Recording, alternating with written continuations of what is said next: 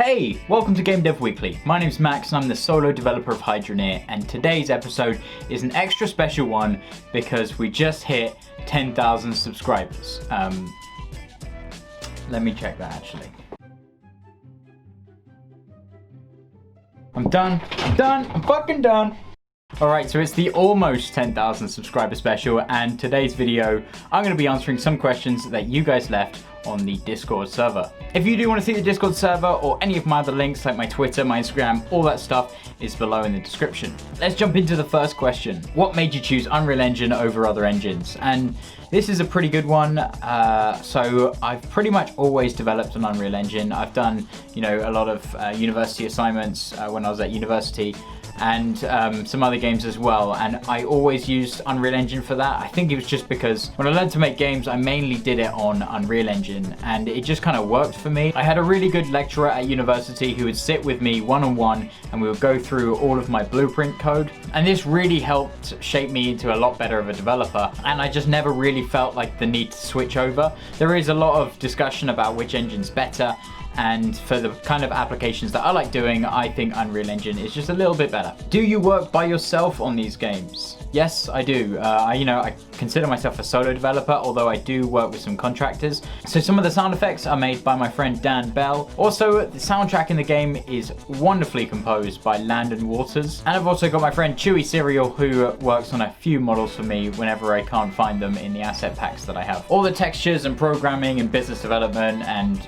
game design, that's all done by myself. What has been your favorite bug for the game? And that's a great question. I think I looked at it in one of my previous videos. I'll have a clip of it right here. Essentially, it's the old rig system. You used to have these minecart vehicles that were constructed of these modular pieces, and you could kind of shape them about and plug them into each other and do all this different stuff. And it didn't really go too well. It was fun, but it just was not a good system, so I kind of tore all of that out of the game. What made you want to develop a game like this?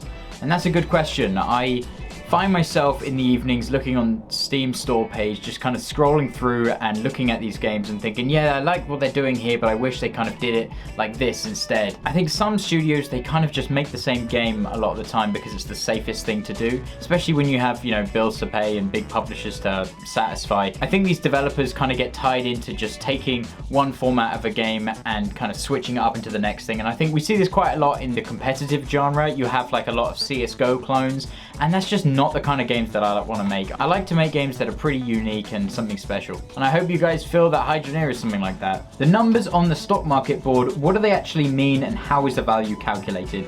So this is something that I should probably actually work on in the future. It's not too clear off the bat, but let me explain it. If you take a resource, let's say we've got a gold bar, and you divide the weight by the price, then you get the raw base value. I can't remember off the top of my head, but let's just say the base weight comes down to the number 20 for the gold bar. When you go to the stock market, if it is above 20, it'll have a green arrow. And if it's below 20, then it'll have a red arrow.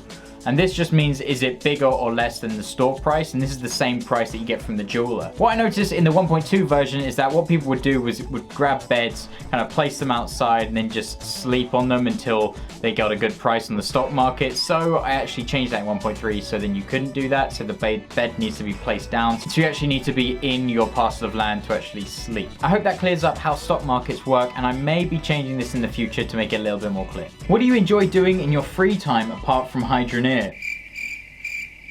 I don't know if this guy realizes that I don't actually have a life. Obviously, aside from seeing friends and stuff, I really enjoy working on coding games. So I do have a small little hobby project that I'm working on, which does bring me to my next point, probably the most asked question: how long am I going to be working on Hydroneer for, and what are my plans after that? Now, I do really enjoy working on Hydroneer, and I will be doing it for the next few months, but the development is starting to wrap itself up. I didn't release the game in early access, partly because I didn't want any expectations that I'd be working on it for a long time after that original release in May, and I got a really exciting project that I want to work on next. I do, however, want to leave Hydroneer as a finished game and something that I feel like is a finished game, but also mod support is going to be a big part of this. I know not everyone enjoys adding mods into the game, but I think that the mods in the game already are really impressive, and I think it's going to give Hydroneer a lot longer of a playthrough. Right now, my plan is to add in some of these features that I discussed in last week's episode. So we got mod support, controller support, a screenshot camera, and one big major feature.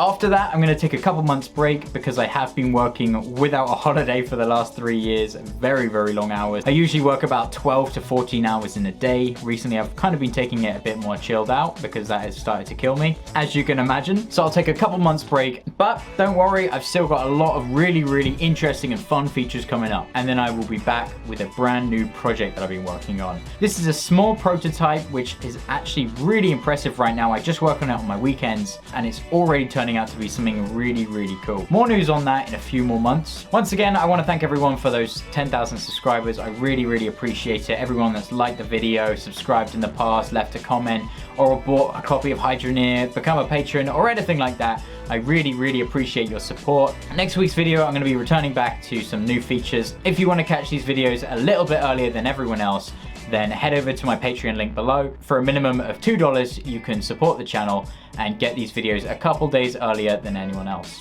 A big thanks to everyone watching, and I will see you all next week.